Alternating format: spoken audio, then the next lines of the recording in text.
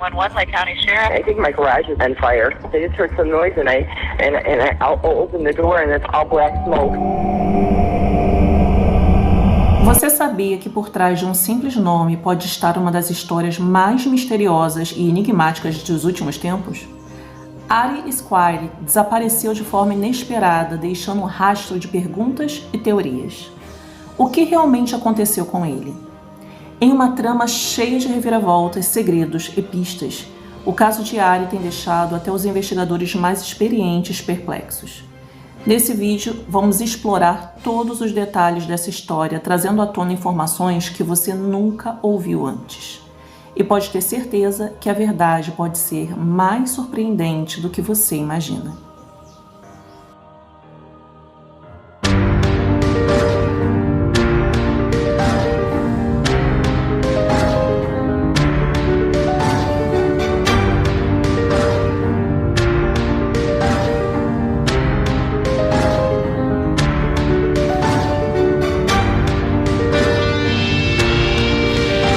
Olá, meus queridos, bem-vindos novamente ao canal Serial Crimes, Daniele Vendramini aqui, e hoje eu trouxe um caso daqueles para você.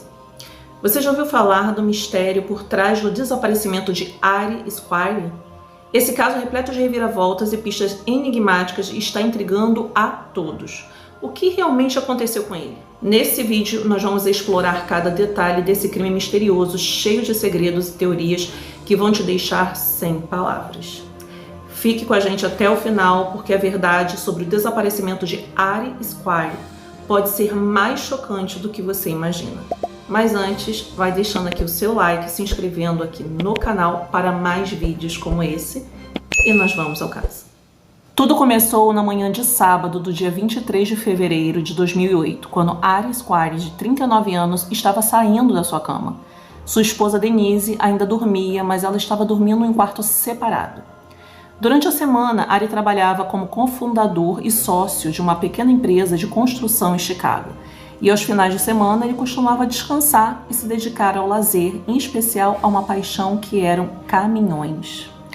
Ari era bem conhecido por todos em sua comunidade, todos falavam que ele era um cara super legal, sempre disposto a ajudar os outros.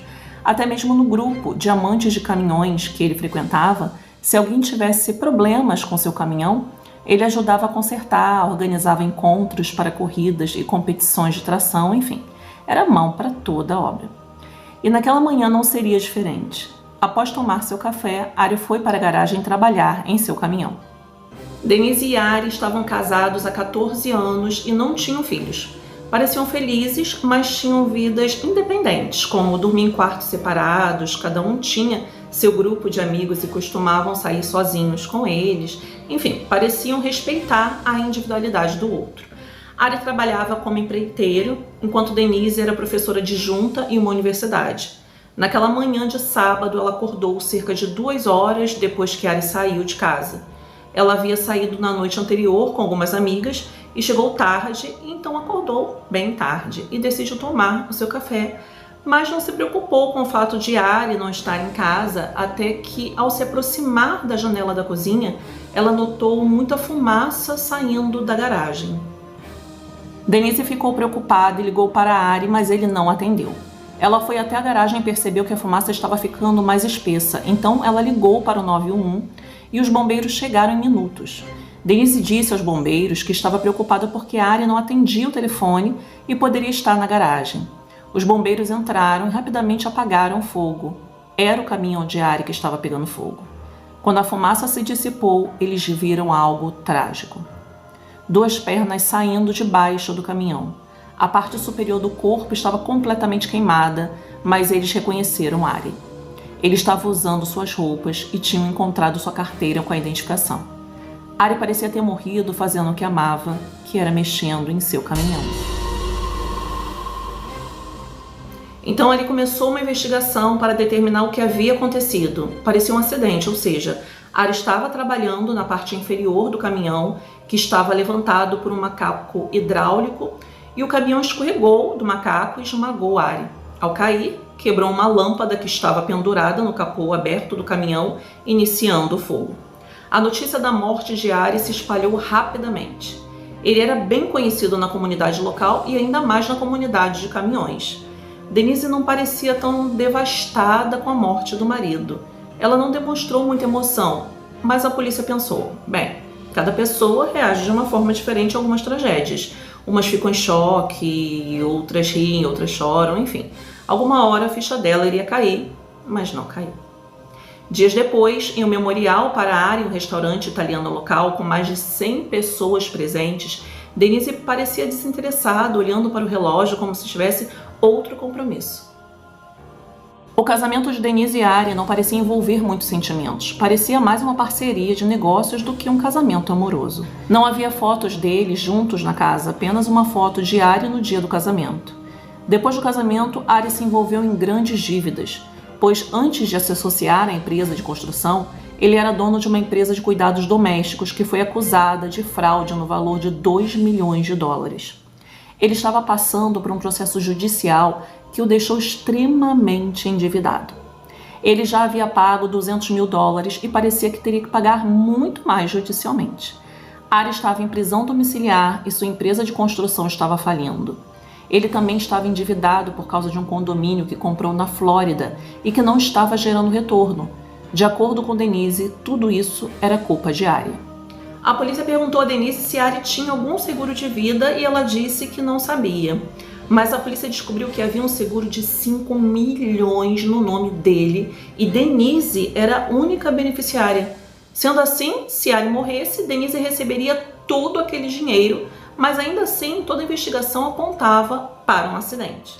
A investigação sobre a morte de Ari continuou e revelou que Ari era um mecânico habilidoso. Dessa forma, seria muito difícil ocorrer um acidente como aquele.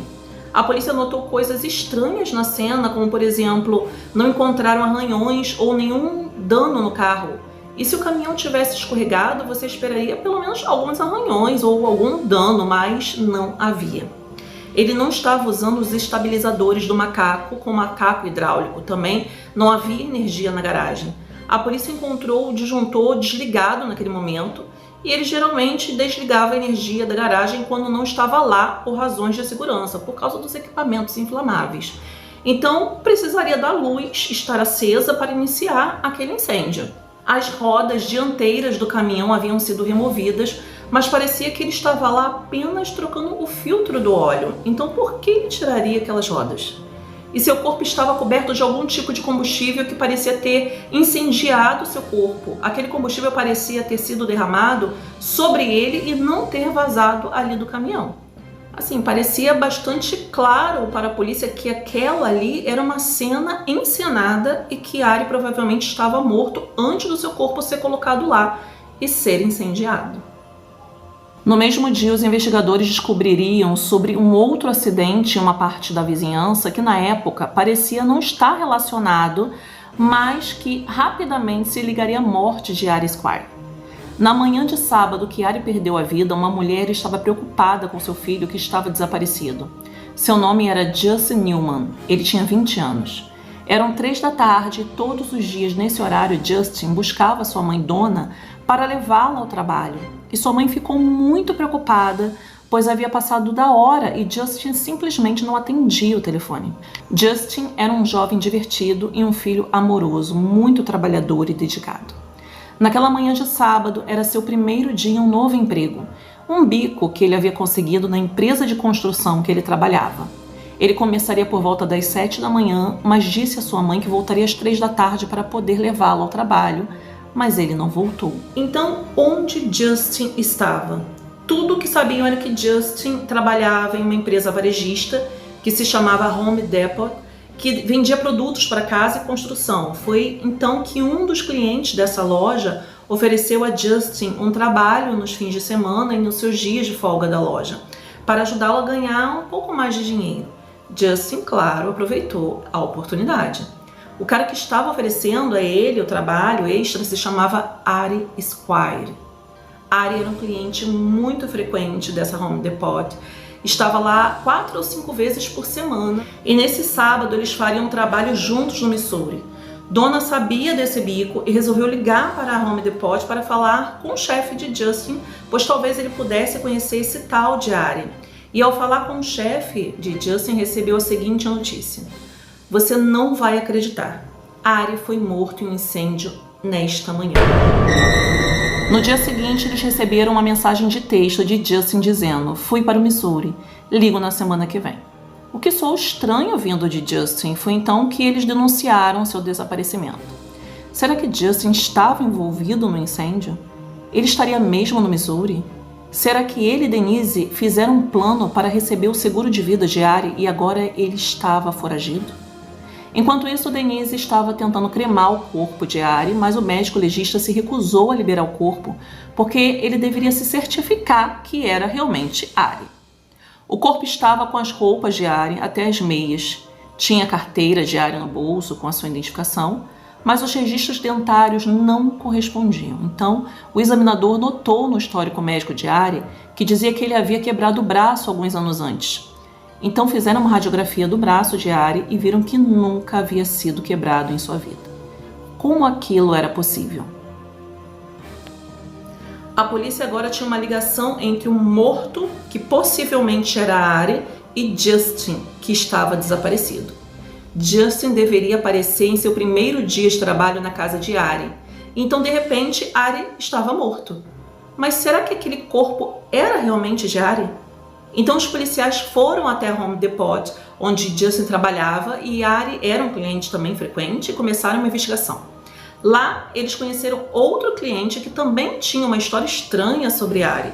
Seu nome era Sandy, e ele era carpinteiro. Ele tinha uma história bastante semelhante à de Justin, ele estava sempre lá e ele conheceu Ari e Ari ofereceu a Sandy um trabalho. Com um alto salário, fez a proposta que Sandy largasse o seu emprego para trabalhar com ele.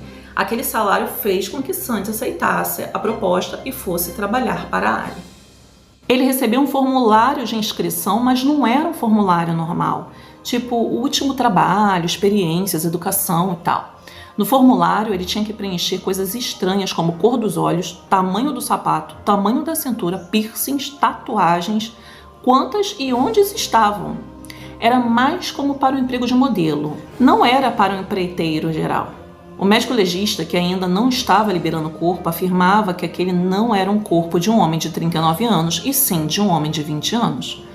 O sócio de Ari em sua empresa também foi investigado, e ele disse que há alguns anos Ari disse algo realmente muito engraçado. Ele disse que um dia ele adoraria ter um corpo morto qual ele pudesse queimar, então ele assumiria a identidade dessa pessoa e seria um novo começo. Como Justin disse que queria trabalhar com Ari no Missouri, a polícia começou a procurar por ele em Santa Louis e por acaso um policial viu o carro com a placa do carro do Justin Newman e estava estacionado do lado de fora de um hotel. E ao entrar, a recepção disse que Justin Newman estava hospedado no quarto 133. A polícia reuniu a equipe, pegou todas as suas armas de fogo e se posicionou do lado de fora do quarto 133. E eles bateram na porta e se anunciaram e perguntaram se Justin estava lá dentro, mas eles não obtiveram respostas. Então conseguiram a chave mestra para esse quarto e abriram a porta. A porta estava com uma corrente. Eles olharam e gritaram para Justin sair, quando de repente ouviram um único tiro. Todos se abaixaram para se proteger, então arrombaram a porta e entraram naquele quarto e viram um corpo deitado na cama. Era o corpo de Ari Squire, com um único ferimento de bala na cabeça. Ari estava escondido nesse quarto de hotel o tempo todo e agora o seu corpo estava bem ali. Ele estava morto pela segunda vez. Olhando para seu corpo enquanto ele estava deitado na cama em seu quarto de hotel, seus olhos estavam abertos e a polícia percebeu que ele estava usando lentes de contatos azuis para se parecer com Justin Newman. Denise e Ari estavam se comunicando por e-mail o tempo todo. Eles estavam juntos nisso, esperando pelo cheque do seguro de vida. Isso era algo que Ari estava planejando há algum tempo, primeiro com Sandy e depois com Justin. E apesar de Justin ser muito mais jovem que Ari, eles tinham o mesmo tamanho. Então, naquela manhã, Ari atraiu Justin, o nocauteou com clorofórmio, colocando debaixo do seu caminhão branco, ateou fogo nele e depois assumiu a identidade de Justin. Então colocou as lentes de contato para que seus olhos fossem azuis como os dele e partiu no carro de Justin para St. Louis. Denise disse à polícia que pensou que os e-mails enviados por Ari enquanto ele estava supostamente sem vida foram e-mails previamente agendados antes dele morrer. Por isso, ele estava perguntando coisas depois de sua própria morte, como está meu funeral e você já queimou meu corpo? Foi um final muito triste para Justin Newman, que estava apenas tentando ganhar um pouco de dinheiro em um trabalho extra. Denise nunca foi acusada de nenhum crime. A seguradora se recusou a pagar a apólice, já que foi auto-infligido. Até hoje, ela ainda mora na mesma casa onde ela morava com Ari. E é estranho que Denise nunca tenha sido acusada de nada. Seu advogado alegou que os testes do detector de mentiras que a polícia fez passar mostraram que ela nunca teve conhecimento do plano do seu marido de assassinar alguém e depois trocar de identidade. Seu advogado se recusou, no entanto, a responder quaisquer perguntas sobre os 4 e-mails que Ari enviou a Denise após a sua suposta morte, onde ele perguntou: quando minhas cinzas serão devolvidas? O que você vai fazer com as minhas cinzas? E Denise respondeu: eles ainda não liberaram o corpo. Mais tarde, em um processo civil, o júri decidiu que Denise deveria pagar 6 milhões à família de Justin.